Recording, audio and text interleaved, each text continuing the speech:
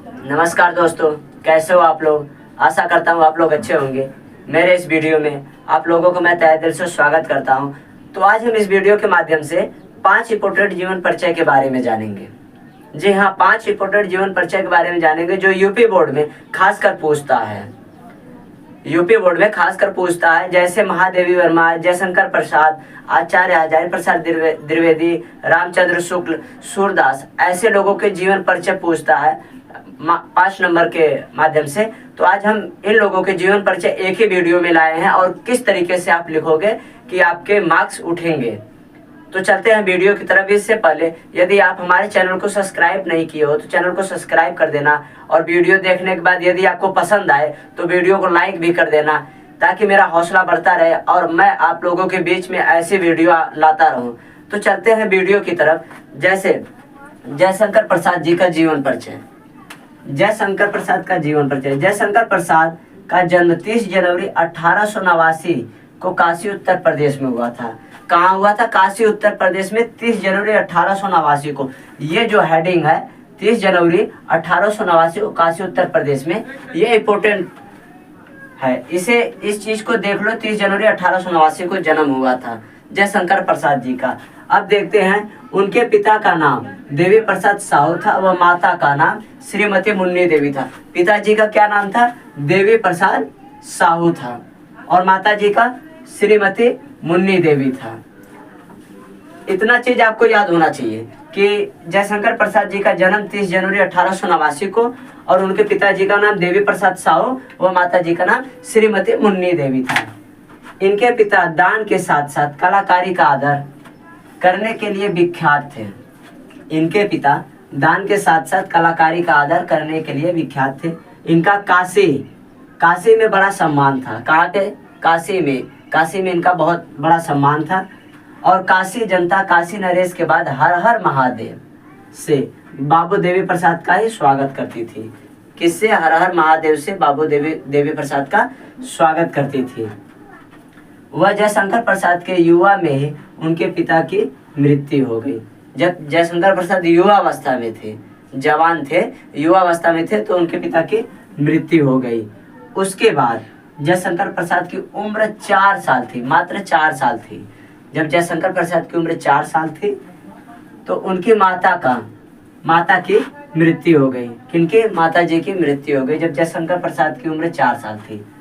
अब देखते हैं हम जयशंकर प्रसाद जी के शिक्षा के बारे में। किसके बारे में? शिक्षा के बारे में। जयशंकर प्रसाद जी की शिक्षा काशी में क्वींस कॉलेज, कहाँ पे? क्वींस कॉलेज में हुई, परंतु यह शिक्षा अल्पकालिक थी। जयशंकर प्रसाद जी की शिक्षा कहाँ हुई थी? क्वींस कॉलेज में हुई थी, परंतु यह शिक्षा अल्पकालिक थी।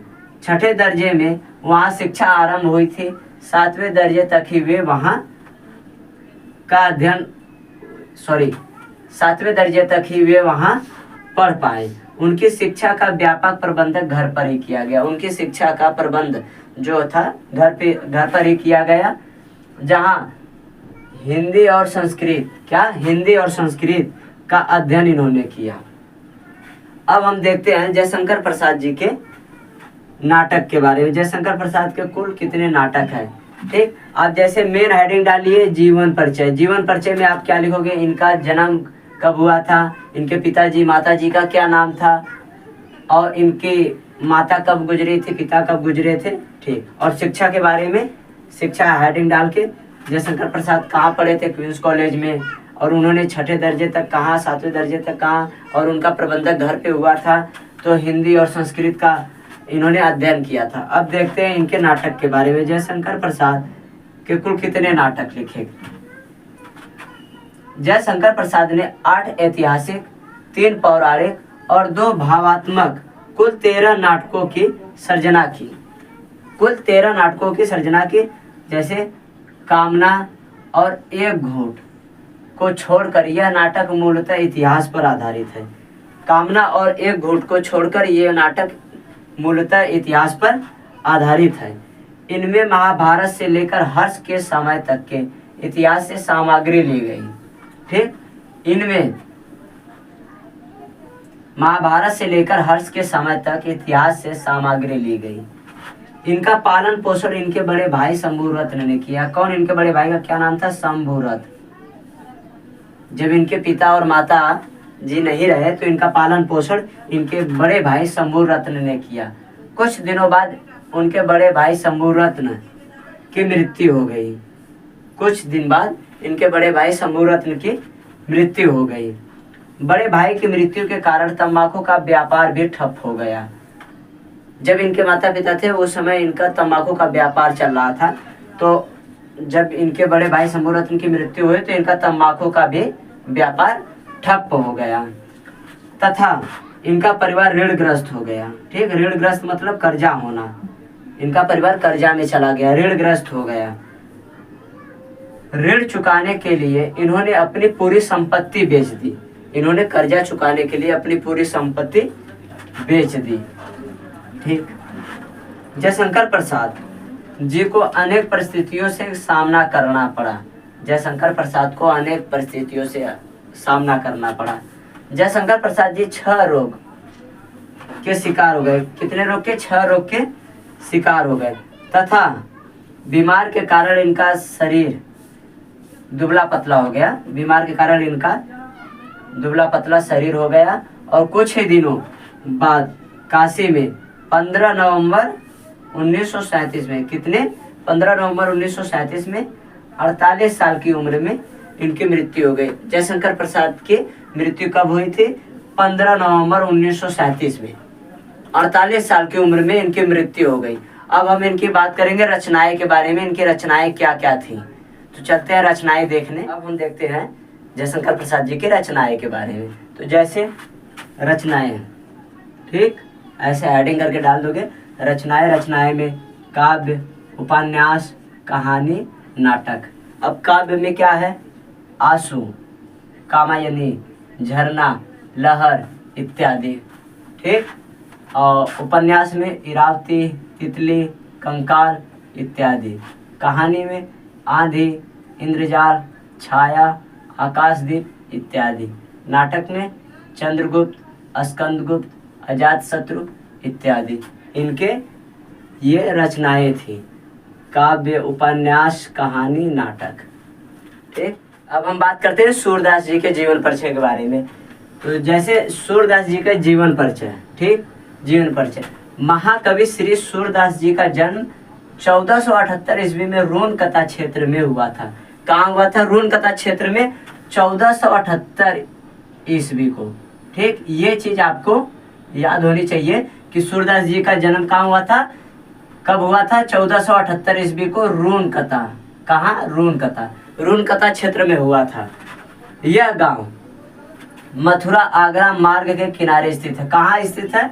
रूनकता गांव कहाँ स्थित है? मथुरा आगरा मार्ग के किनारे स्थित है। कुछ विद्वानों का मत है कि सूरदास जी का जन्म, कुछ लोगों का, कुछ विद्वानों का मत है कि सूरदास जी का जन्म हरियाणा के फरीदाबाद के सिन्ही गांव नामक ग्राम में निर्धन शाश्वत ब्राह्मण परिवार में हुआ था। कहाँ हुआ था? हरियाणा के फरीदाबाद के सिन्ही गांव नामक ग्राम में निर्धन शाश्वत ब्राह्मण परिवार में हुआ था। वह बहुत विद्वान थे। सूरदास जी जो थे बहुत विद्वान थे। उनकी लोग आज भी चर्चा करते हैं। वे मथुरा के बीच गौ घाट पर आकर रहने लगे थे। सूरदास के पिता रामदास सारस्वत, उनके पिता का नाम क्या था? रामदास सारस्वत, प्रसिद्ध गायक थे। उनके पिता क्या थे? प्रसिद्ध गायक थे। सूरदास के जन्मांध होने के विषय में अनेक मत है। मतलब वो जब जन्म से अंधे थे तो उनके विषय में अनेक मत है। अनेक लोगों का कहना था कि वो अंधे थे या नहीं थे, तो उनके अनेक मत है। प्रारंभ में सूरदास आगरा के समीप गौ घाट पर रहते थे। वहीं उनकी भेंट श्री वल्लभाचार्य से हुई। किससे हुई? वल्लभाचार्य से हुई। सूरदास की भेंट श्री वल्लभाचार्य जो उनके गुरु थे हुई और वे उनके शिष्य बन गए। वल्लभाचार्य ने उनको पुष्टि मार्ग में दीक्षित करके कृष्ण लीला के पद पर गाने का आदेश दिया। सूरदास की मृत्यु गोवर्धन के निकट पारसैली ग्राम में कब हुई थी? 1583 ईस्वी में हुई। कहाँ हुई थी? पारसैली। और कब हुई थी? 1583 ईस्वी में सूरदास जी की मृत्यु हुई थी। अब हम बात करते हैं सूरदास जी की रचनाएं। ठीक, रचनाएं। और सूरदास जी की रचनाएं क्या क्या थी? पहला है सूर सागर, दूसरा सूर सारावली, तीसरा साहित्य लहरी, चौथा नंद दमयंती, पांचवा ब्याहलो। सूरदास की ये रचनाएं थी। अब हम देखते हैं उनकी भाषा शैली के बारे में। ठीक, भाषा शैली के बारे में इस तरीके से आप हेडिंग डाल के लिखोगे तो आपके नंबर पूरे के पूरे उठेंगे। अब इनकी भाषा शैली के बारे में हम देख ले। साहित्य ब्रज भाषा और सरल कुट शैली। साहित्य ब्रज भाषा और सरल कुट शैली इनकी भाषा शैली थी। इनकी क्या थी? भाषा शैली थी। साहित्य ब्रज भाषा और सरल कुट शैली इनकी भाषा शैली। देखते हैं हम आचार्य रामचंद्र शुक्ल जी के जीवन परिचय के बारे में। तो चलते हैं, अभी आगे बढ़ते हैं। आचार्य रामचंद्र शुक्ल जीवन परिचय। ठीक, इस तरीके से आप हेडिंग डालोगे, जीवन परिचय। आचार्य रामचंद्र शुक्ल का जन्म 1884 ईस्वी में उत्तर प्रदेश बस्ती जिले अगोना नामक गांव में हुआ था। आचार्य रामचंद्र शुक्ल का जन्म कब हुआ था? 1884 ईस्वी में। ये चीज आपको याद होनी चाहिए, इंपॉर्टेंट चीज है। 1884 ईस्वी में। और उत्तर प्रदेश के बस्ती जिले कौन सा गांव था? अगोना नामक ग्राम में। अगोना नामक ग्राम में हुआ था आचार्य रामचंद्र शुक्ल जी का जन्म। इनकी माता का नाम विवासी था और पिता का नाम चंद्रबली शुक्ल था। माता जी का नाम देख लीजिए, क्या था? विवासी। ठीक, और पिताजी का चंद्रबली शुक्ल। ये चीज याद होनी चाहिए। विवासी, उनके माता जी का नाम और पिताजी का नाम चंद्रबली शुक्ल था। की नियुक्ति सदर कानून गो के पद पर मिर्जापुर में हुई तो समस्त परिवार वहीं आकर रहने लगा। इनके पिताजी के चंद्रबली शुक्ल जी की नियुक्ति सदर कानून गो के पद पर मिर्जापुर में हुई तो उनका परिवार वहीं आके रहने लगा। जिस समय शुक्ल की अवस्था 9 वर्ष थी।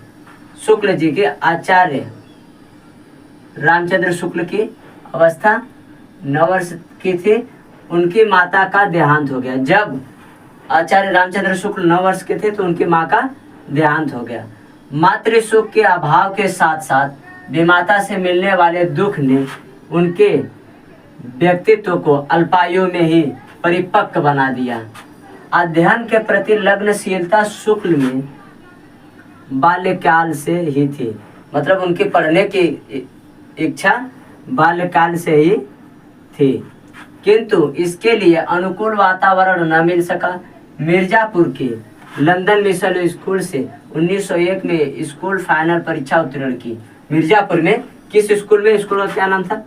लंदन मिशन स्कूल से 1901 में। ठीक, 1901 में स्कूल फाइनल परीक्षा उत्तीर्ण की। स्कूल फाइनल परीक्षा उत्तीर्ण की, पास की। 1901 में उन्होंने परीक्षा पास की। उनके पिता की इच्छा थी कि शुक्ल कचहरी में जाकर दफ्तर का काम संभाले। उनके पिताजी की इच्छा थी कि शुक्ल जी कचहरी में जाकर दफ्तर का काम संभाले। ठीक, किंतु शुक्ल उच्च शिक्षा प्राप्त करना चाहते थे। आचार्य रामचंद्र शुक्ल जो थे वो और भी शिक्षा प्राप्त करना चाहते थे, ज़्यादा से ज़्यादा। पिताजी ने उन्हें वकालत पढ़ने के लिए इलाहाबाद भेजा। उनके पिताजी वकालत पढ़ने के लिए कहाँ भेजा? इलाहाबाद भेजा। पर उनकी रुचि वकालत में न होकर साहित्य में थी। उनकी रुचि वकालत में न होकर साहित्य में थी।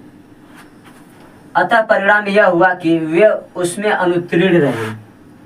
शुक्ल जी के पिताजी ने उन्हें नायब तहसीलदारी का पद दिलाने का भी प्रयास किया। उनके पिताजी नायब तहसीलदारी का पद दिलाने के लिए भी प्रयास किया, किंतु उनकी स्वाभिमानी प्रकृति के कारण यह संभव न हो सका। 1903 से 1908 तक, कितने में 1903 से 1908 तक आनंद कांदबिनी के सहायक का कार्य किया। 1904 से 1908 तक लंदन मिशन स्कूल में ड्राइंग के अध्यापक रहे। किस स्कूल में? लंदन मिशन स्कूल में ड्राइंग के अध्यापक रहे। इसी समय उनके लेख पत्र पत्रिकाओं में छपने लगे और धीरे धीरे उनकी विद्वता का प्रकाश चारों ओर फैल गया। उनकी योग्यता से होकर 1908 में काशी नागरी प्रचारिणी 1908 में काशी नागरी प्रचारिणी सभा ने उन्हें हिंदी शब्द सागर के सहायक संपादक का कार्यभार सौंपा, जिसे उन्होंने सफलतापूर्वक पूरा किया। श्याम सुंदर दास के शब्दों में शब्द सागर की उपयोगिता और सर्वांग पूर्णता का अधिकांश श्रेय रामचंद्र शुक्ल को प्राप्त है। किसको प्राप्त है? रामचंद्र शुक्ल को प्राप्त। नागरी प्रचारिणी पत्रिका के भी संपादक रहे। 1919 में काशी हिंदू विश्वविद्यालय में हिंदी के प्राध्यापक नियुक्त हुए, जहां श्याम सुंदर दास की मृत्यु के बाद 1937 से जीवन के अंतिम काल 1941 तक विभागाध्यक्ष पद पर रहे। ठीक, 1937 से जीवन काल के अंतिम काल 1941 तक विभागाध्यक्ष पद पर रहे। 2 फरवरी 1941 को हृदय की गति रुक जाने से शुक्ल जी का देहांत हो गया। आचार्य रामचंद्र शुक्ल का कब देहांत हुआ? 2 फरवरी 1941 को हृदय की गति रुक जाने से शुक्ल जी का देहांत हो गया। अब हम बात करते हैं इनकी महत्वपूर्ण रचनाएं। ठीक, ऐसे हेडिंग डाल के महत्वपूर्ण उनकी रचनाएं लिखनी है। निबंध, आलोचना, कहानी, इतिहास। निबंध में क्या है?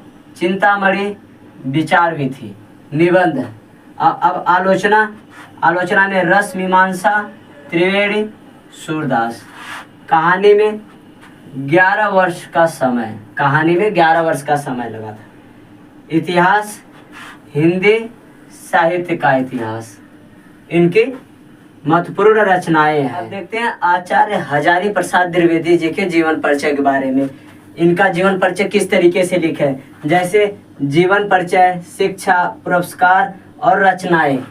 मेन चीज यही लिखना है। क्या? जीवन परिचय, शिक्षा, पुरस्कार और रचनाएं उनकी क्या क्या थी। तो जीवन परिचय में हम देख लें। आचार्य हजारी प्रसाद द्विवेदी जी का जन्म 19 अगस्त 1907 ईस्वी को उत्तर प्रदेश के बलिया जिले के दुबे का छपरा उज्ज्वलिया नामक गांव में हुआ था। कहाँ हुआ था? बलिया जिले के दुबे का छपरा उज्ज्वलिया नामक गांव में हुआ था। और आचार्य हजारी प्रसाद द्विवेदी जी का जन्म कब हुआ था? 19 अगस्त 1907 को। 19 अगस्त 1907 को उत्तर प्रदेश में हुआ था आचार्य हजारी प्रसाद द्विवेदी जी का जन्म। इनके पिता का नाम श्री अनमोल द्विवेदी और माता जी का नाम श्रीमती ज्योतिषमती था। पिताजी का नाम देखिए, पिताजी का नाम क्या था? श्री अनमोल द्विवेदी और माता जी का नाम श्रीमती ज्योतिषमती। माता जी का क्या नाम था? श्रीमती ज्योतिषमती था। इनका परिवार ज्योतिष विद्या के लिए प्रसिद्ध था। किस लिए प्रसिद्ध था इनका परिवार? ज्योतिष विद्या के लिए प्रसिद्ध था। इनके पिता पंडित अनमोल द्विवेदी संस्कृत के प्रकांड पंडित थे। किसके पंडित थे? संस्कृत के प्रकांड पंडित थे। द्विवेदी जी के बचपन का नाम वैद्यनाथ द्विवेदी था। आचार्य हजारी प्रसाद द्विवेदी जी के बचपन का क्या नाम था? वैद्यनाथ द्विवेदी। जीवन परिचय में आप इतना लिख दीजिए। अब इसके बाद हेडिंग डाल लीजिए शिक्षा। इनके शिक्षा के बारे में, शिक्षा क्या क्या उनको मिली थी, क्या क्या शिक्षा प्राप्त किए थे। द्विवेदी जी की प्रारंभिक शिक्षा गांव के स्कूल में ही हुई थी। उनकी प्रारंभिक शिक्षा उनके गांव के ही स्कूल में हुई थी। सन 1923 में विद्या अध्ययन के लिए काशी आए। सन 1923 में विद्या प्राप्त करने के लिए काशी आए। वहाँ संस्कृत रणवीर पाठशाला कमच्छा से प्रवेश का प्रथम श्रेणी में प्रथम स्थान के साथ उत्तीर्ण की। 1927 में 1927 में काशी हिंदू विश्वविद्यालय से हाई स्कूल की परीक्षा उत्तीर्ण की। 1927 में काशी हिंदू विश्वविद्यालय से हाई स्कूल की परीक्षा उत्तीर्ण की। इसी वर्ष भगवती देवी से उनका विवाह संपन्न हुआ। किससे हुआ? भगवती देवी से उनका विवाह संपन्न हुआ। अब हम बात करते हैं इनके पुरस्कार के बारे में। इनको पुरस्कार क्या क्या मिले थे? तो 1957 में राष्ट्रपति द्वारा पद्म भूषण की उपाधि से सम्मानित किए गए। उसके बाद 1973 में आलोक पर्व निबंध संग्रह के लिए साहित्य अकादमी पुरस्कार से सम्मानित किए गए। ठीक।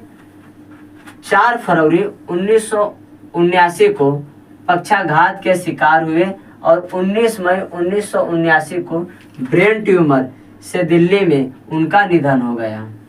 आचार्य हजारी प्रसाद द्विवेदी जी का 4 फरवरी 1979 को, ठीक, 1979 को पक्षाघात के शिकार हुए। 19 मई 1979 को ब्रेन ट्यूमर से दिल्ली में उनका निधन हो गया, मृत्यु हो गई।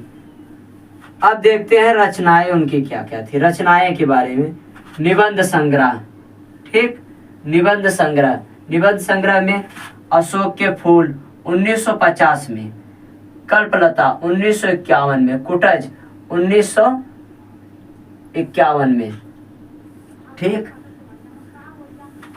आलोक पर्व 1972 में साहित्य अकादमी पुरस्कार भी मिला था, सम्मानित किया गया था। अब आलोचनात्मक देखें। आलोचनात्मक में कबीर 1942, सुर साहित्य 1936, सहज साधना 1963 में। अब उपन्यास में क्या है? बाल भट्ट की आत्मकथा 1946 में, पुनर्वा 1973 में आदि। इतिहास देख लें। इतिहास में हिंदी साहित्य का इतिहास। तो आचार्य हजारी प्रसाद द्विवेदी जी के जीवन परिचय इस तरीके से आप लिखोगे। हेडिंग जीवन परिचय डाल दीजिए, उनके जीवन परिचय के बारे में लिख लीजिए कि कहाँ उनका जन्म हुआ था, उनके बचपन का क्या नाम था, उनके पिताजी का क्या नाम था, ठीक, और शिक्षा के बारे में कि उनकी शिक्षा, प्रारंभिक शिक्षा कहाँ हुई थी और फिर वो किस सन में काशी पहुँचे और किस सन में उन्होंने हिंदू विश्वविद्यालय से हाई स्कूल की परीक्षा पास की और उनकी शादी किससे हुई। और पुरस्कार में 1957 में कौन सा पुरस्कार मिला, 1973 में। इस तरीके से रचनाएं लिखी, आलोचनात्मक, उपन्यास, इतिहास, निबंध संग्रह। इस तरीके से आप लिखोगे तो हाई स्कूल या इंटर के बोर्ड के एग्जाम में आपको 5 नंबर मिलेंगे। तो अब आगे हम बात करते हैं महादेवी वर्मा जी के जीवन परिचय के बारे में। तो चलिए वीडियो की तरफ। जीवन परिचय, ठीक, जैसे महादेवी वर्मा के जीवन परिचय के बारे में लिख लीजिए, उनकी शिक्षा के बारे में लिख दीजिए, उनके वैवाहिक जीवन के बारे में। तो हम जीवन परिचय देखें महादेवी वर्मा जी के। महादेवी वर्मा का जन्म 26 मार्च 1907 को प्रातः 8 बजे फर्रुखाबाद उत्तर प्रदेश भारत में हुआ। ठीक, महादेवी वर्मा जी का जन्म कब हुआ था?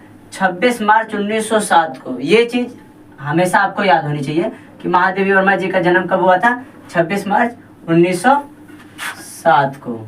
ठीक, प्रातः 8 बजे। कहाँ पे? फर्रुखाबाद उत्तर प्रदेश भारत में। उनके परिवार में लगभग 200 वर्षों या 7 पीढ़ियों के बाद पहली बार पुत्री का जन्म हुआ। उनके परिवार में लगभग 200 वर्षों या 7 पीढ़ियों के बाद पहली बार पुत्री का जन्म हुआ था। अतः बाबा बापू बाके बिहारी, उनके दादाजी का नाम था बाबू बाके बिहारी जी, हर्ष से झूम उठे और इन्होंने घर की देवी महादेवी मानते हुए पुत्री का नाम महादेवी रखा। पुत्री का क्या नाम रखा? महादेवी रखा।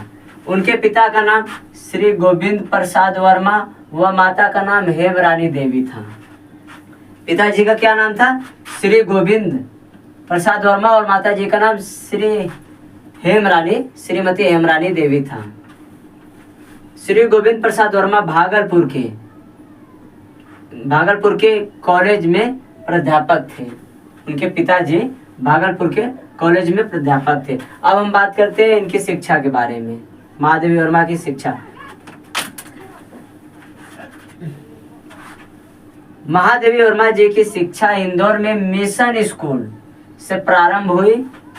साथ ही संस्कृत, अंग्रेजी, संगीत तथा चित्रकला की शिक्षा अध्यापकों द्वारा घर पर ही दी जाती रही।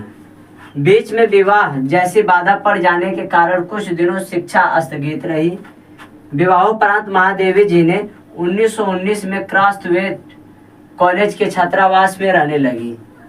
1921 में महादेवी वर्मा जी 8वीं कक्षा में प्रांत भर में प्रथम स्थान प्राप्त किया। यहीं पर उन्होंने अपने काव्य जीवन की शुरुआत की। वे 7 वर्ष की अवस्था में ही कविता लिखने लगी थी। जब महादेवी वर्मा की उम्र 7 वर्ष थे तो उन्होंने 7 वर्ष की ही अवस्था में कविता लिखना शुरू कर दिया था। और 1925 तक जब उन्होंने मैट्रिक की परीक्षा उत्तीर्ण की, 1925 में जब उन्होंने मैट्रिक की परीक्षा पास की, वे एक सफल कवयित्री के रूप में प्रसिद्ध हो चुकी थी। ठीक, विभिन्न पत्र पत्रिकाओं में आपकी कविताएं का प्रकाशन होने लगा। कॉलेज में सुभद्रा कुमारी चौहान के साथ घनिष्ठ मित्रता हो गई। महादेवी वर्मा जी की सुभद्रा कुमारी चौहान से घनिष्ठ मित्रता हो गई। सुभद्रा कुमारी चौहान महादेवी जी का हाथ पकड़कर सखियों के बीच ले जाती और कहती, सुनो, ये कविता भी लिखती है। महादेवी वर्मा का हाथ पकड़ के सुभद्रा कुमारी चौहान अपने सखियों के बीच में ले जाती थी और उन लोगों से कहती थी कि सुनो, ये कविता भी लिखती हैं। 1932 में जब इन्होंने इलाहाबाद विश्वविद्यालय में से संस्कृत से MA पास किया, तब उनके 2 कविता संग्रह निहार तथा रश्मि प्रकाशित हो चुके थे।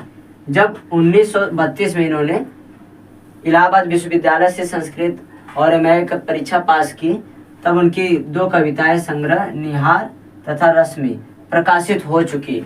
अब हम बात करते हैं इनके वैवाहिक जीवन के बारे में। किसके बारे में? वैवाहिक जीवन के बारे में।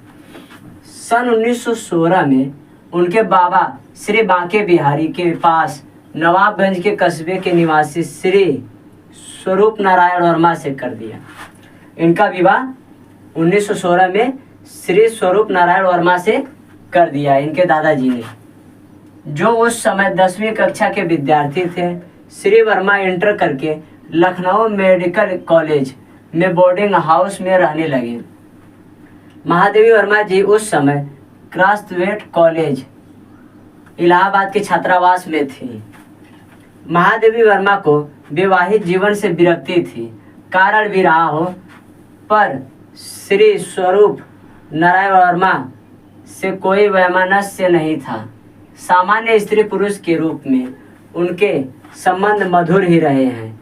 दोनों में कभी कभी पत्राचार भी होता था। यदा कदा श्री वर्मा इलाहाबाद में उनसे मिलने भी आते थे। श्री वर्मा ने महादेवी जी के कहने पर भी दूसरा विवाह नहीं किया। महादेवी वर्मा जी ने बोला था तो भी उन्होंने दूसरा विवाह नहीं किया। महादेवी जी का जीवन तो एक सन्यासिनी का जीवन हो गया था। महादेवी वर्मा जी का जीवन एक सन्यासिनी का जीवन हो गया था। उन्होंने जीवन भर श्वेत वस्त्र पहना, तख्त पर सोए और कभी शीशा नहीं देखा। उन्होंने अपने जीवन भर सफ़ेद कपड़ा ही पहना था और तख्त मतलब चौखट जो होता है, तख्त पर सोए और कभी शीशा नहीं देखा था। सन 1966 में पति की मृत्यु के बाद वो अस्थायी रूप से इलाहाबाद में रहने लगी।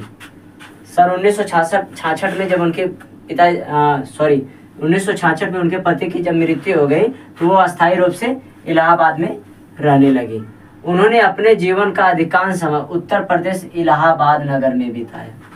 सबसे ज़्यादा अपना जीवन व्यतीत कहाँ पर किया था? समय बिताया था उत्तर प्रदेश इलाहाबाद में। 11 सितंबर 1987 को 11 सितंबर 1987 को इलाहाबाद में रात 9:30 पर उनका देहांत हो गया। महादेवी वर्मा जी का देहांत कब हुआ था? 11 सितंबर 1987 को इलाहाबाद में रात 9:30 पे, लगभग 9:30 बजे उनका देहांत हो गया, महादेवी वर्मा जी का। तो आशा करता हूँ आपको वीडियो अच्छी लगी भी होगी, समझ भी आया होगा। जिस तरीके से हम बताए इस तरीके से यदि आप पेपर में लिखोगे तो आपके नंबर 5 नंबर पूरे आएंगे। ठीक, यदि वीडियो अच्छी लगी हो तो हम चैनल को सब्सक्राइब कर देना, वीडियो को लाइक कर देना, शेयर भी कर देना ताकि हमारी वीडियो और कोई भी देख सके। मिलते हैं अगले नेक्स्ट वीडियो में। जय हिंद, जय भारत।